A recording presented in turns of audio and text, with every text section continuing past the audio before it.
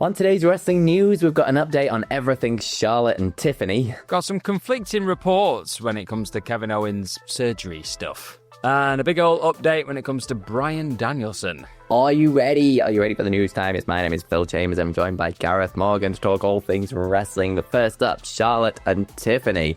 I assume you've seen all this by now. I'm obviously going off script last week and, well, throwing barbs at each other, and it was all very funny and, chaotic.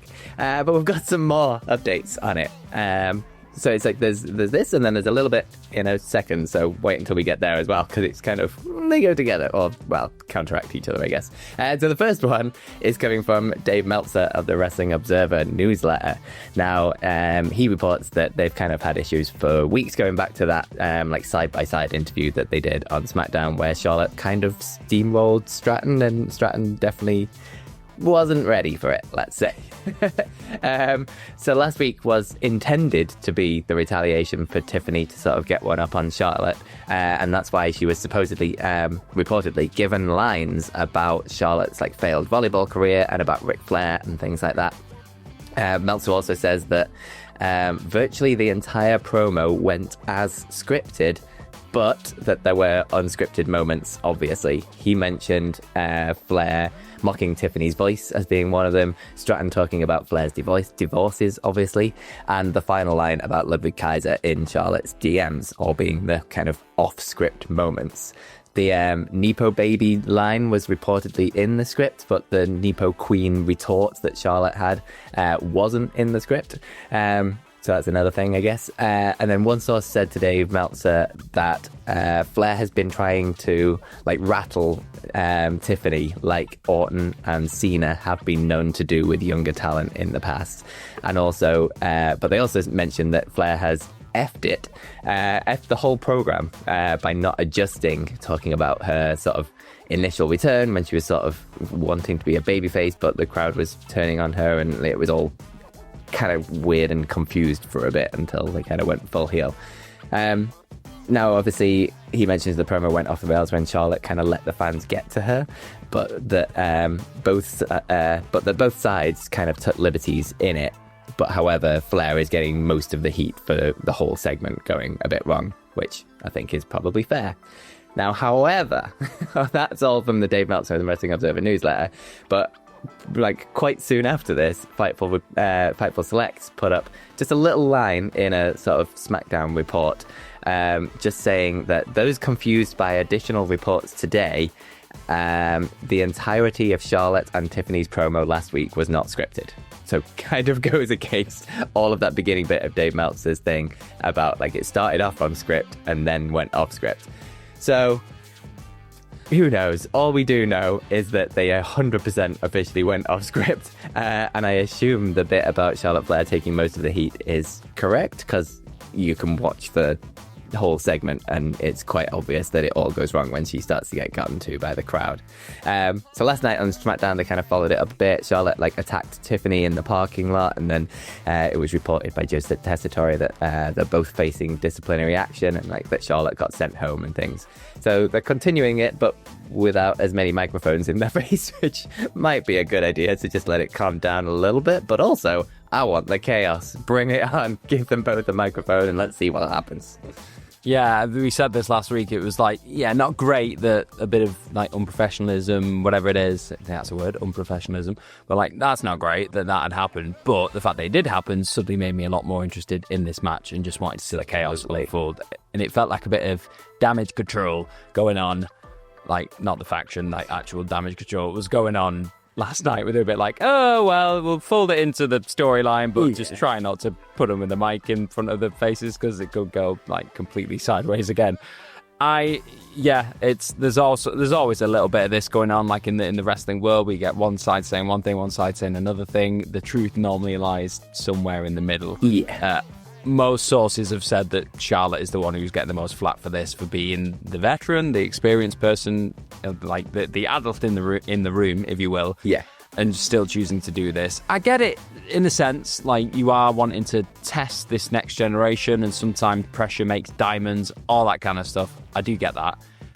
there is a time and the place, I guess. Like live television, like it can be a bit unforgiving, and you do, even though you want to try and like put some pressure on people to try and show that they can like rise to the occasion. At the same time, you are building towards a match, and you're building towards you're trying to like make a story compelling. And if you just make each other look stupid, or embarrass each other, sometimes that doesn't work. Luckily, in this case, because the way it went down, it was insane, a bit awkward, but still, it was fiery and hot at the same time. Do you know what I mean? Like it felt like a hot angle had happened. Like it was like, oh my goodness, what's going on? I mean, it's gotten everyone talking, so that it's ticked a box. It's definitely gotten everyone more excited about this match, because I think we all just kind of want to see them beat the crap out of each other at WrestleMania now. But at the same time, if you're going to start testing the new talent and things in that kind of a way, you have to be ready when it comes back at you. Didn't feel like maybe she was in that moment, but I'm still interested to see what happens next. But speaking of like conflicting reports, we've had another major story that happened last week, was the Kevin Owens like having to step away from wrestling because of his neck surgery, and everything that's going down there. So we've had more of an update on that over the last like week. Obviously, a lot of people have been talking about it, and in the Observer, so early on Friday, Meltzer reported that Owens had actually successfully undergone surgery earlier in the week. But then Fightful Select reported that Owens had not had surgery. So very much yes and no at the same time there. So according to Fightful, the surgery hasn't taken place, and those that they spoke to in WWE, they don't expect to see him back this year. So I think Owens was saying somewhere, I don't know where I read it, where he was like, I could be back in 6 months. You never know with this kind of thing. Maybe just being a bit hopeful. Yeah. I don't know what it is. The actual quote in Fightful was, those that we spoke to in WWE are not expecting him back in 2025 and say it's quite possible he misses next year's WrestleMania. This is not an official timetable. It's what many in the company are assuming. So some are saying that he could even miss WrestleMania 42, depending on how long the recovery is from the surgery. So yeah, Owens, it does say here, just in a bit of the notes that I found here on it, that he believed that the time frame for that recovery could be as short as 6 months, but it could also range from 8 months to a year. But he did say that it was pretty likely to return at that point. So whatever he's been told, he's clearly been sat with the doctor having a chat, and they've gone, you should be able to come back. We're just not sure. It depends how your body recovers. Everyone's different when it comes to this kind of stuff. Not everyone's John Cena who just returns stupidly quick because he's like Wolverine or something. Some people take it longer than others. Look at Randy Orton with his back surgery. Like, he was out for a hell of a long time because it was a really serious injury and it needed the correct recovery time to get him back to where he is now. So the most important thing out of any of this, I know it's conflicting reports. Has he had the surgery? Has he not?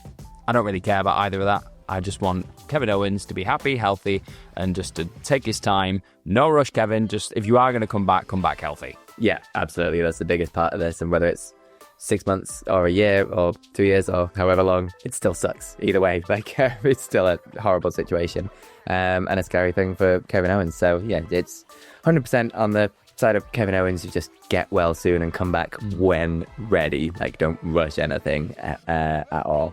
Maybe lay off the ladder bumps, you know. Maybe lay off the ladder bumps. Maybe take this as a life lesson, maybe. But also slightly enjoying the little Meltzer versus Shawn Michaels feud we've got going on in this news video today, it seems. Put him in a cage. Why not? Back towards like injuries and just updates on that, really, where we're at with one particular injury, I guess, like just a person whose neck's completely battered. Bryan Danielson. So in the Observer, Meltzer was talking about this. Obviously, he'd been talking about like Kevin Owens and everything else, and he said the situation with Kevin Owens brings up Bryan Danielson. So he kind of led into that then. So Danielson's been quiet and he's been off the radar for months. Obviously, we've not seen him since Wrestle Dream, I think it was, where he got like destroyed by Moxley and kicked off the best AEW World title run ever. So a last word, his situation was that he wanted to avoid neck surgery, and Meltzer said that's similar to what happened with Sting, who was told that he would need neck surgery for spinal stenosis to return to wrestling and opted to retire instead. He ended up feeling fine, Meltzer writes, and even returned to wrestling, obviously, for AEW, and he worked for how many years after that and did really well. Like, for a guy his age as well, he was doing ridiculous stuff. He was taking like table bumps and jumping off light. It was stupid. We love you, Sting, but it was just crazy. So he was saying, he's kind of comparing that, going like Sting was in a similar position, but he carried on wrestling. Like, eventually, like, he had a bit of a rest and came back. He did say, though, Danielson's neck is in bad shape. The idea was to try other means, such as stem cell treatment for his neck. As far as wrestling again, though, that is up in the air, is the word that he used, as best we know. So it's not known at all if Danielson is going to return. We're all hoping. Obviously, we all want it to happen. It'd be incredible. I don't want to live in a world right now where I've seen my last Bryan Danielson match. I just don't. Like, All In this year was special for me. That was one of my favourite moments ever in wrestling. Even though I've seen him live, and we're wrestling fans, we're very greedy. Even though I've had that moment, I'm like, I want another moment. But again, the most important thing is Danielson being healthy, fit and healthy, and all the rest of it, having a good quality of life. That's a big thing. He's got his family at home. Similar with Kevin Owens, they've got the families at home. Like, as much as wrestling fans want to see him do crazy stuff and have these incredible matches, it does have such a massive effect on their bodies and their life away from the ring. So that's important. Danielson's a guy who clearly wants that quality to be of a high level and doesn't want to just be like kind of a decrepit old man or anything. Like, so yeah, I just hope he's getting the best help he can get, and he chooses what's best for him, really, whether it is that stem cell treatment or surgery, whatever it is. Yeah, absolutely. It's one of those where it's like his career was kind of taken away from him originally, and then he managed to fight and like make his way back and sort of do a run on his own terms afterwards. Like, he got his WWE run, and then he got the AEW run. Like, he did all of these like personal things that he wanted to sort of do within the industry, he managed to do.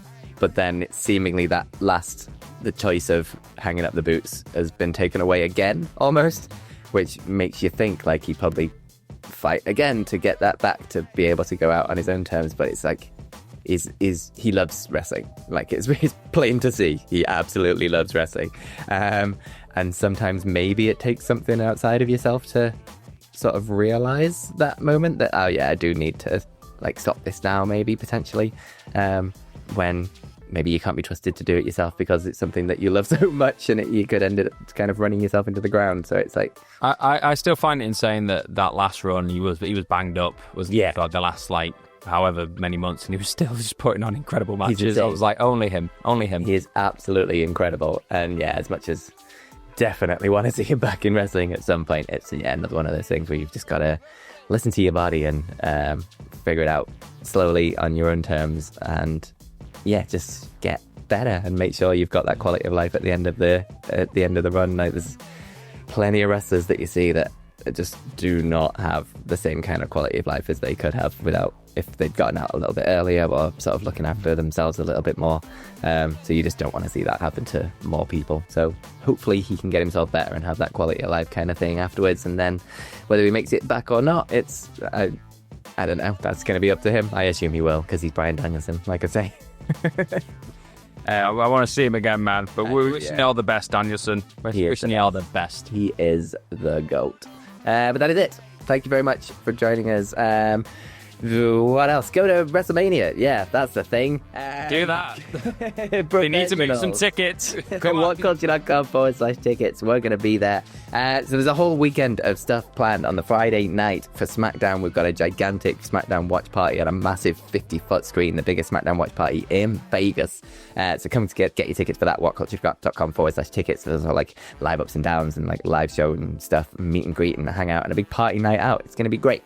Come see that. Then on the Saturday after WrestleMania, we're going to be in the Luxor Hotel and Casino in Aurora Bar, doing ups and downs live in the bar in Las Vegas, the closest casino to Allegiant Stadium. So you can just leave the stadium, walk across the bridge, and you're in Luxor. It's amazing. And then do the same thing on the Sunday as well.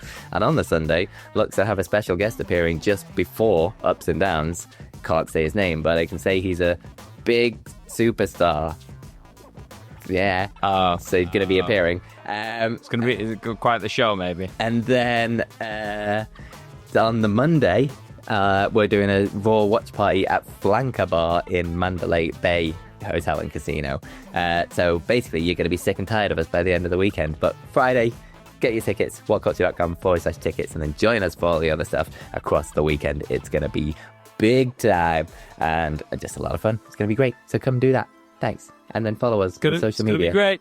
Follow me at Fill My Chambers. Follow Gareth. at gmorgan04 on X, at Gareth Morgram on Instagram, and then within my Instagram, if you're into personal training, fitness, all that jazz, at fitness.focus.gm. Yeah, and most importantly, have yourself a bloody good day. Bye-bye.